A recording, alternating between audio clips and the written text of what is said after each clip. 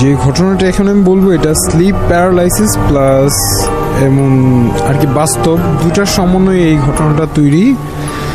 এটা প্রায় আপনার 2010 থেকে 2011 নাগাদ। তখন আমি পুরান ঢাকার হাজারীবাগ থাকি।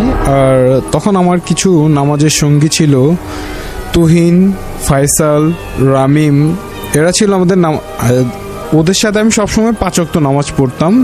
সেটা 2010 থেকে 11 নাগাদ ঘটনা। সেই সময় আমি তাহাজ্জুদের নামাজ পড়তাম রেগুলার। বাট যখন নামাজ পড়তাম তখন আমার কোনো কিছু ফিল হতো না। বাট একদিন হঠাৎ আর কি সে প্রচুর গ্রীষ্মের এক রাত, আমাদের বাসাটা ছিল এমন যে 5 তলার উপর অর্ধেক ছাদ, অর্ধেক আমাদের ফ্ল্যাট। আমাদের ফ্ল্যাটটা ছিল অর্ধেক আর বাকি অর্ধেকটা ছিল ছাদ। আর নিচের বিল্ডিংয়ের নিচের অনেকে এসে ছাদে বেড পেতে সেখানে ঘুমোতো। তো আমিও একদিন তাহাজ্জুদের নামাজ শেষ, প্রায় আমি 3টার আগে আমি আমার তাহাজ্জুদের নামাজ শেষ করে ফেলাই। সো সচরাচর 3টার আগে আমি তাহাজ্জুদের নামাজ শেষ করে আমি ছাদের উপরে ভাবলাম একটা বেডশিট বিছিয়ে ঘুমাবো, ভালো কথা। সো সে অনুযায়ী আমি ঘুমালাম। আমি বেডশিট বিছিয়ে ঘুমানোর জন্য প্রস্তুত, ঘুমাবো। তো এমন টাইমের সেখানে হাস্যকর কোনো কিছু না, সুন্দরী আন্টি নামে এক আন্টি ছিল, সে আমাকে প্রচুর আদর করত। তিনিও ঢাকার হাজারীবাগের, নাম বললে আশা রাখি প্রবলেম হবে না, তিনিও হাজারীবাগে থাকতো।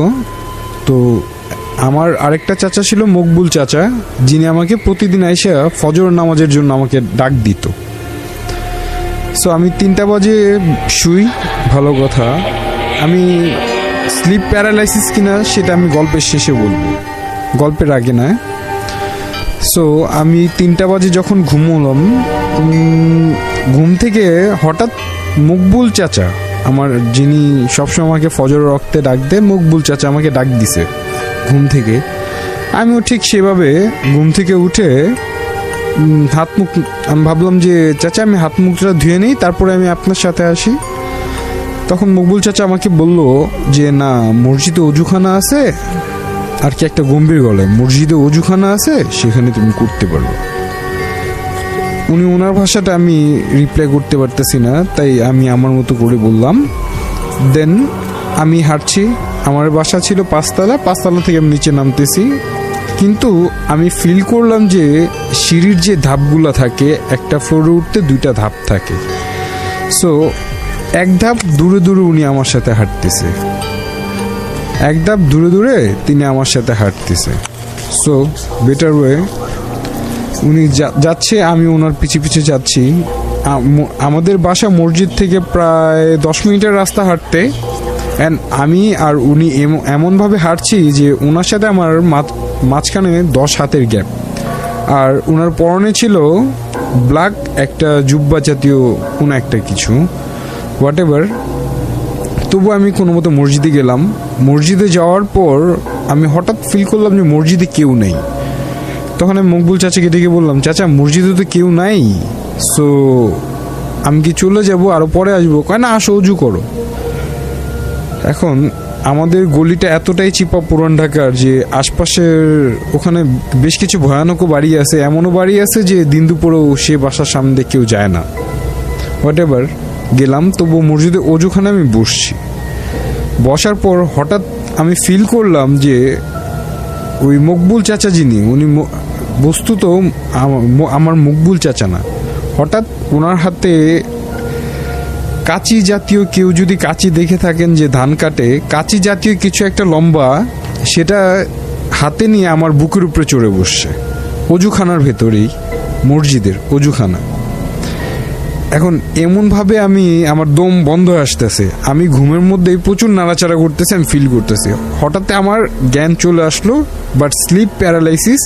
তখন আমি বুঝতে পারলাম যে আমি স্লিপ প্যারালাইসিসের মধ্যে সেটা ফিল করতেছি, যেটাকে বলে, সেটা বাংলায় কি আমি ভুলে গেছি, হোয়াট এভার। এভাবেই অনেকক্ষণ আর কি সূরা কারাত পড়তে হঠাৎ আমার কাছে ফিল হলো, তখন কিন্তু আমার সাথে কেউ ঘুমায় নেই, ছাদে একমাত্র আমি একা। ডান দিক থেকে কেউ আমার উপরে হাত দিল। হঠাৎ করেই আমি নিঃশ্বাস নিতে বললাম। প্রায় তার মাঝখানে 3 থেকে 4 মিনিটের মতো আমি নিঃশ্বাস নিতে পারতেছিলাম না বা কথাও বলতে পারতেছিলাম না। অ্যান্ড যা ঘটনাটা এখানে শেষ হয়ে যাওয়া পারতো, বাট এখানে শেষ হয়নি। তার কিছুক্ষণ পরেই আমি এটা স্লিপ প্যারালাইসিস ভাই আমি আমার ডান দিকে কে আছে সেটা আর আমি দেখলাম না দেখে আমি কাত হয়ে আবার শুইলাম। আবার কিছুক্ষণ পরে আমি ফিল করলাম যে আমি মসজিদের ভেতরে। আর এবার আমি যা দেখতেছি যে মসজিদের ভেতরে মানুষের পা যেমন আর কি সোজা একটা পাতা থাকে, কিন্তু তাদের পা নেই, তাদের পাগুলো অনেকটা খুরের মতো, এক সিরিয়ালে কাতারে দাঁড়ানো। তখন সেখান থেকে আমি ফিল করলাম মকবুল চাচার মতো চেহারা। আমি দূর থেকে ডাকতেছি উনাকে, বাট উনি আমার আওয়াজ শুনতে পারতেছে না। তখন আমি ফিল করতে পারলাম না, এটাও একটা স্লিপ প্যারালাইসিস, হোয়াট এভার, এটা স্লিপ প্যারালাইসিস। আবারও আল্লাহ আল্লাহ আল্লাহ আল্লাহ করতে করতে করতে করতে অনেক সূরা গারাত পড়লাম। পড়ার পরে আবারও কিছু একটা আমার মাথা থেকে আর কি চুল ধরে টান দেওয়া না, মাথার উপরে হাত বুলালো, এমন টাইপের কিছু একটা আসলো। আসার পর হঠাৎ তখন আমি ঘুমটা ভাঙার পর আমি আমার আশপাশে তাকালাম, বাট সেখানে কেউই ছিল না। এটাই ছিল আমার একটা